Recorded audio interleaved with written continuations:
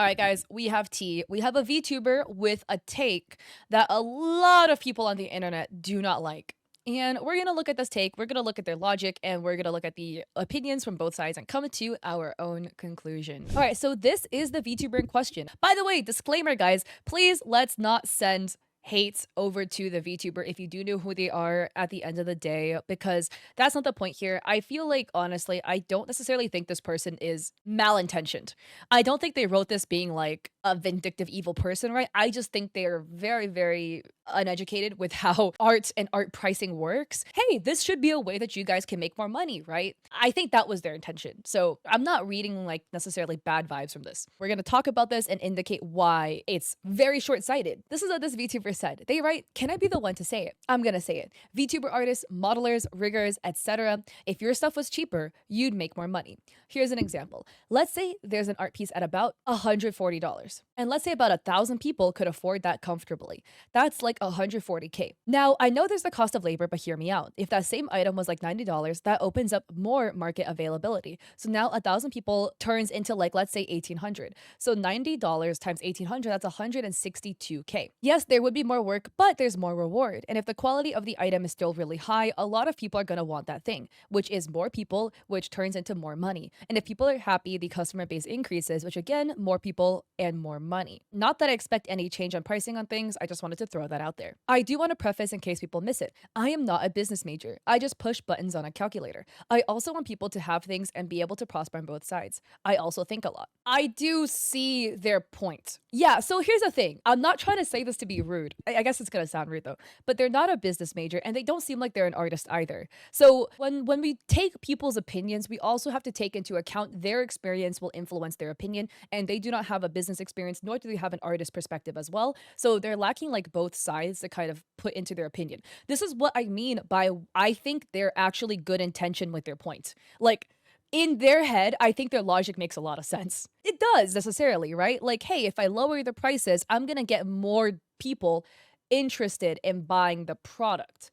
So therefore you would make more money? Question mark, right? That's not exactly how it plays out. And I'm gonna use some numbers that will be easier to comprehend. I will also preface I am not a business major, although I did take a business course at UC Berkeley, but I am also an artist and I make a fair amount of money as a content creator. So I feel like because I have the credentials of making a fair amount of money, I can also teach why I make a fair amount of money so you guys can too. But here's the thing, okay? I see the intention behind the logic. So their logic is hypothetically, you charge $100 per illustration. And if you get 1,000 clients in a year, that warrants you make 100K. Their logic is you lower your prices marginally so. You lower your prices to $80. And they're saying, well, because you lower your prices to $80, you're going to get an increase in demand from people who want to purchase your product because it's just cheaper. So therefore, let's say you have 1,500 clients. Now we're going to run the numbers and that brings us up to 120K profits per year. This is net revenue. This is not counting equipment costs, whatever, okay? I see the logic. I think we kind of forgot the numbers a little bit, guys, because I think that a really key item was missing. And the really key thing we forgot is that there's 365 days in the year. And then let's assume our artist has actual working hours, as in they work a proper 40-hour work week. They only work 5 days a week, okay? So that gives us actually 260 working days. You don't work the entire 24 hours, right? Let's say hypothetically, our artist actually has a good work-life balance, which is pretty rare to find in artists. Most artists work themselves to the absolute bone. But in our hypothetical example, our artist actually only works 8 hours a day, 40 hours a week, a standard 9 to 5 like anybody else. Again, most artists work way more than this, but this is our hypothetical example, okay? So you have 260 days you're actually working, and we're working 8 hours, okay? That is 2,000 hours. 2,000 working hours that this artist has, okay? So our hypothetical artist has almost 2,100 working hours. Let's just run the numbers real quick. If there is 1,000 clients, okay, so we do the math, right? Okay, so then we take our 2080 hours divided by 1,000 clients, that leads us to about, 2.08 hours per piece. Guys, most art pieces that cost $100, that an artist would sell for $100, typically takes way longer than 2 hours to make. I am just saying 2 hours to work on the piece. We're not counting outside hours. Any outside extra time. This is strictly just labor to illustrating, okay? We're not accounting for the time it takes you to communicate with your clients, right? You need a DM back and forth. Your client needs to tell you what they want. You need to tell them, hey, here's an example pose, here's an example pose, right? Like, you need to communicate with your client. That takes time. You need to send your clients updates. You would typically send updates. You would send the sketch, you would send the flat colors, you would send the render, you would send updates. We are not accounting for communication time. We're not accounting for marketing, the time it takes the artist to post their stuff on social media to promote their artwork that people will then commission them for. You're not also accounting for, again, all the communication times back and forth, etc. There's always going to be errors, like stuff that crops up. There's always going to be problems. Out of all these 1,000 clients, somebody's going to charge back the artist. Like at least 5 of them will. And then the artists have to deal with that, all these back and forths. Yep, revisions, because people will never be happy with what you make them. There's always going to be, like, out of every 100 clients, there's going to be a handful minimum that will want a bunch of revisions because they didn't know what they wanted. All of those communications, we're not even counting for other stuff, okay? Equipment related things. You're going to have to update your software. Your software's going to break down. You're going to need to buy replacement parts. You might need to go and like learn new techniques so you can become a better artist. All of that feeds back into your art skills. All of this unaccounted for time. Let's just say hypothetically, right? That cuts our working time down to 1 hour and 45 minutes, okay? Because we have all this other time that we're talking about that isn't accounted for. So our artist is going to crank out $100 piece in under 2 hours. That is insane.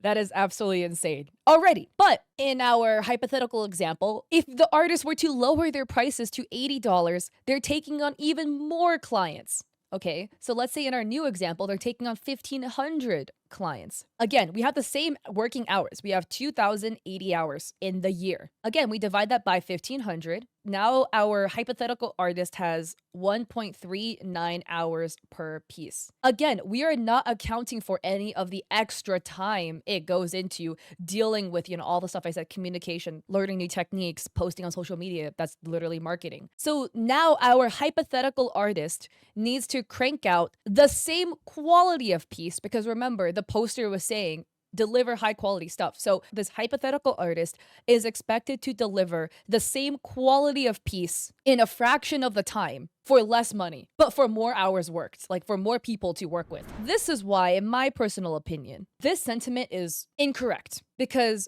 there's too many external variables that is not accounted for. We're also not accounting for how tedious it is to deal with people. Sorry, this is so blunt, but I hate dealing with people. Most of you guys are totally chill, but occasionally you will get one nightmare client that literally makes you never want to do art again, because they're always up in your DMs harassing you, being like, why can't you change this, change that, when they were the ones who didn't even know what they wanted in the first place. I don't think this VTuber is bad intentioned. I just think they truly are uneducated in the space of business and art, because I don't think they're an artist. If they were an artist, they would have never made a post like this, in my personal opinion. It's wild. Dare I present another alternative? What I actually typically recommend artists do is double their prices, because that is actually really, really valid. If you were to double your prices, you would make about the same amount of money with half the amount of work you have to do. Hear me out, okay?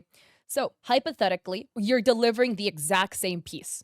The exact same piece, the exact same level of quality. You double your prices. So you now charge $200. This is what I recommend all artists should do, okay? You charge $200. Of course, your demand will go down. You will work with less people if you're charging $200 for your art piece.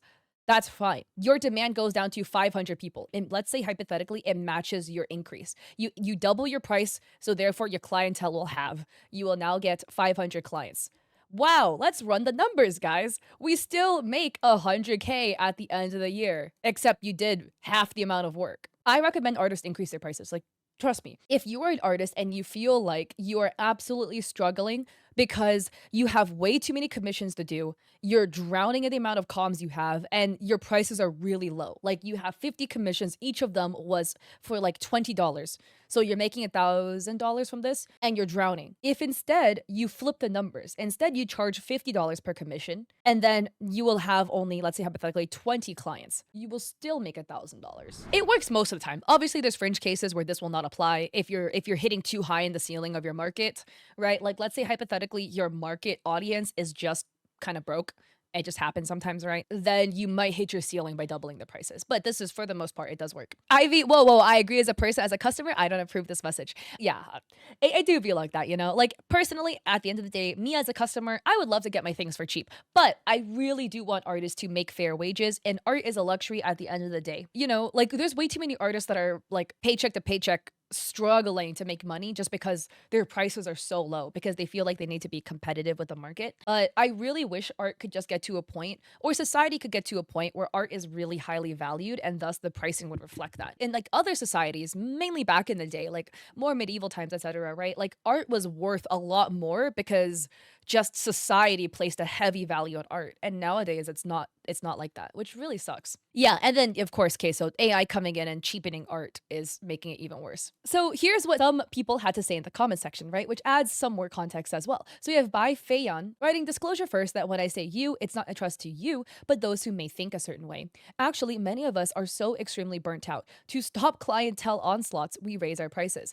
And even then, we're picky with who we accept because sadly, once you've experienced it, often the cheap prices attract clients who demand too much for too little and often treat you poorly too. By the way, that is so fucking true. Most of the time, if your prices are really low, you deal with like nightmare clients. But when you raise your prices, a lot of times you price out those people. But Bai continues, if people still want our work at an inflated price due to quote supply and demand, end quote, which actually functions by which if demand is high but supply and time is low, the price will increase. If we maintain quality, that does not actually lead to more money in the least. 1 to 2 months per project, accepting thousands would just lead to an endless list of people waiting and the person working themselves to death. And of course, clients don't exactly enjoy waiting endlessly either. It's easy to do simple calculations of yes, more work equals more money, which is true, but without consideration for time and labor into the calculation, the creator is only ever losing. Art is a luxury. As much as people want it to be more affordable for everyday people, supply and demand says otherwise. Tons of people can't afford it, and it's why they get it, and why so many are closed from new orders. And even then, wanting people to be able to afford things, there are thousands of low-cost artists, riggers, editors, etc. What often is the argument is people wanting the high tier people with extremely high demand to lower their prices, which is asking like some big corpo like Apple to lower the cost of their phones so the common man can afford it. It just doesn't work like that and it never will. VTubing is affordable. Just got to put in the effort of looking for the low cost peeps and understanding that you will likely get lower quality at that lower price point too. It's not being able to afford less while receiving more. In what world is that fair when the artists also need to survive?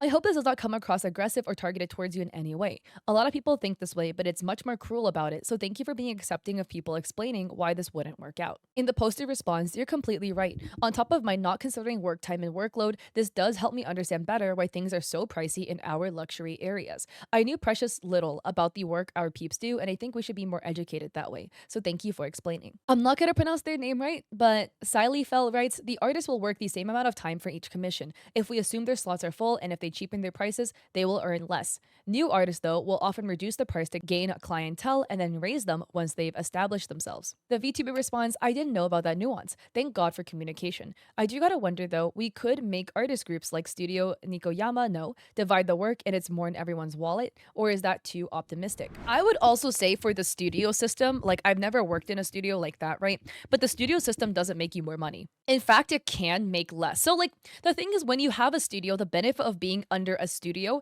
is that you have the studio brand name. So you will receive clients that you as an artist may not get because the client didn't know who you were, but because the client knew who the studio was, you received a commission that way, right? So the brand name of the studio does help contribute that way. But with the studio, I mean, there is a fair chunk where the studio might need to take a percentage cut of the commission that comes in, etc., right? And still like the hours and stuff that we just did in MS Paint will still apply. It doesn't make the amount of hours less, right?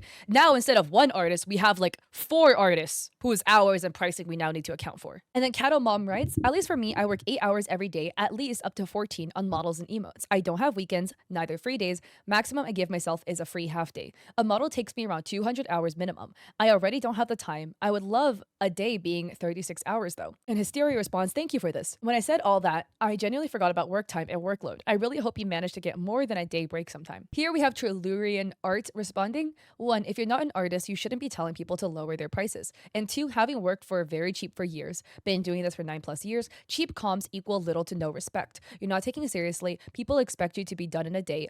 market yourself. Art is a luxury. It shouldn't cost the price of a fucking pastry. If you respect yourself, your work, time, and skills, price yourself decently. If you can't afford to increase your prices, only your clients then will actually respect your work. Very low prices leave the door open to people who don't actually pay for your style or skills and just want cheap art. I really saw how rough it was when I opened PWYW, Pay What You Want comms, and ended up with people paying 20 bucks asking for a color plus background. People who like your art, love your style, people who have been following you are your dream clients. People who are looking to get cheap art desperately should not be your target audience. Your prices are sending a message to the customer. It's a gauge of quality both ways. Lonnie Laro makes this post writing, "Oh, y'all piss me off so much. I beg you to look at how much the cost of anything you're trying to get in the VTuber sphere costs outside of it. Shut up if you disagree with pricing and just find somebody who matches your budget. Also, artists, charge your living wage." Roseberry, thank you so much for the follow. And they added, "This is doing numbers. You should check out my work. Commissions will be reopening in March, and there's build your own bundles so you can adjust how you spend your budget." And then another commenter, Sanjian, writes, "If anybody read through her thread, she admitted to only seeing the supply and demand numbers. Artists explaining the time on piece, etc. to her, and she was happy to learn where she had it wrong." And Lonnie responds to, "Great, glad they're informed. Still doesn't change the mindset the original message came from. That's echoed by many other people that aren't the OG poster. And it's still a constant frustration artists have to deal with. They were left anonymous for a reason in my post." And to wrap it all up, the VTuber in their post writes, "Turning off this post only for the sake of notifications. But I really hope people in the future see this and read through, because this thread definitely clears up misconceptions and misunderstandings, and I love everyone that went to the trouble of teaching me where I was wrong." At the end of the day, I'm really glad that the VTuber who made that original post has been educated, and they seem extremely open-minded and willing to kind of listen to other opinions and acknowledge where they were wrong in their thought process, right? At the end of the day, I do not think they were malintentioned whatsoever with what they were posting. It really just seemed like they didn't know what they were talking about. If you look at it strictly surface level, it makes sense, right? Wow, if you work more, you get paid more. And then you think a little bit more about it, think about the hours, and you realize, maybe that there's like more variables at play besides just price of product and the amount of clients you serve. There's more to it. So I'm glad they really understand that. And I really just hope in the future too, more people can also realize this, because a lot of clients or people who purchase artwork who aren't artists themselves have the same sentiment. And I'm just here to tell you again, with freelancing stuff, it doesn't work like that, because you're not accounting for burnout, all these extra unseen hours, all this unseen time besides just making the artwork, right? And oh, by the way, my 8 hours didn't even account for a lunch break, by the way. I didn't even account for a lunch break. I also didn't even account for being sick, because we can't expect you to be healthy 24/7, right? You're gonna get sick at some point. You might want a vacation day, so that's like even less time that you can work. And it just gets really messy at the end of the day. I just really wish the world can come to a place where there's much more value placed on art and artists in general, and that artists aren't just always scrounging around charging bare minimums. I really wish artists could just be paid more and be paid fairly.